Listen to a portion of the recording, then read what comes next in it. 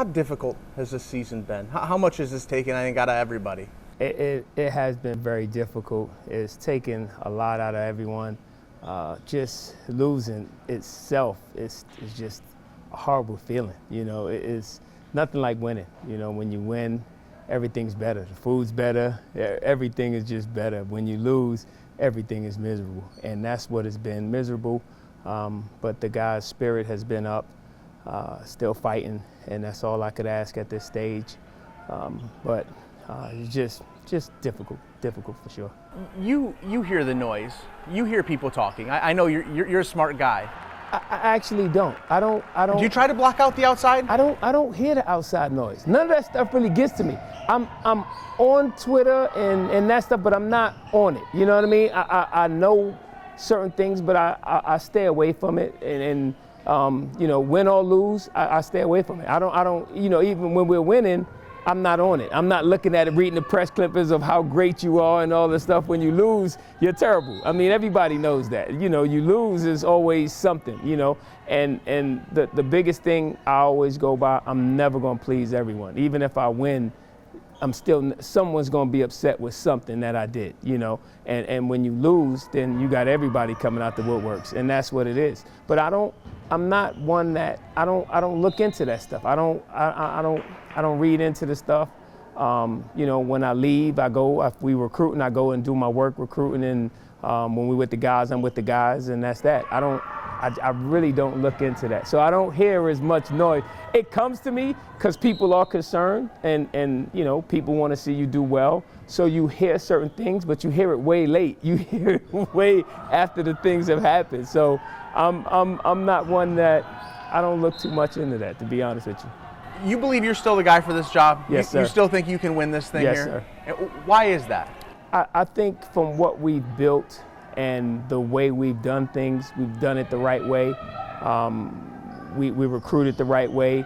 It's just certain times it don't work out for you, and that's everybody. You look at every program has had a down couple years, and then you know you pick it back up, and then you right there again. You know, and that's what we've had. I think COVID has really hurt us. I thought the year we lost to Buffalo in the championship, the following year when COVID hit, I thought that was our team to win a championship, but we couldn't compete.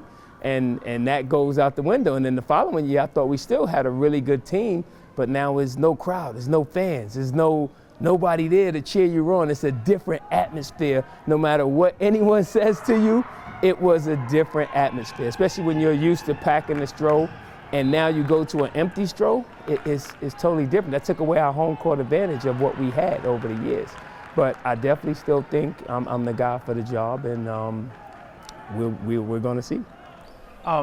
I know it's not fun to sit and answer questions like this. It's not fun to have to sit and worry about things like that. You want to worry about basketball and all those things. I totally get that. You understand the fans' frustrations, though? Do you get that point? Everybody's frustrated. What do they think I am then? If they're frustrated, what am I? If you're frustrated with it, what am I? And so we're all frustrated. We're in this together. And that's what they have to understand. So you're only a fan when we win? You're never a fan when we lose? So then what does that make you? You know what I mean? This is what it is. We're in this together. I'm trying my hardest to win these games. My guys are trying their hardest to win the games. We're not at this stage winning the games that we should win or any of the stuff like that, but be a great fan. Still support us, you know, still come out and support us. I get it, don't get me wrong, I get it, but you're only a fan when we win. So is that a fan? You don't feel like these guys have given up on you. No. You still feel like you haven't lost this locker room or anything like that? No. Guys are still fighting hard. They're still together. You see it on the court. They cheer for each other hard as heck. They pull one another up, and that's what it's about. Keep uplifting the next guy. I think we're fighting hard for each other. We're just not getting the results. And that's been the biggest hurdle, because you see the difference. You see the change, but you don't see the wins, and that's what it is right now. And I think that's the most frustrating part. I don't sleep at night, so I haven't had a good night's sleep in months, and it's just I don't sleep because you're up worrying of how can you fix it, how can we fix it. You're watching so much film that you don't know what you're watching because you're watching too much, and you're trying to figure out a way to fix it. And that's been my biggest thing this year, is trying to figure out ways to fix the problem.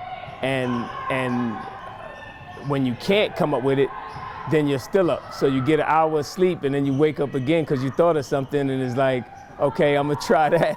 And then by the time you get to the office, you done forgot everything else you were thinking about. But it's so difficult because being so competitive is so hard. You want it so bad. You wish you can go out and play and help. And that's the thing that's kind of the hardest for me, is being that you play here, and it's more to me than just, Bowling Green basketball. I lived 1968. I lived through all of that. I was here for that. So this is embedded in me. It's not something that's, a phase that is just, all right, I'm trying to get to the next job. I'm trying to win here and put Bowling Green back in the NCAA tournament where it belongs.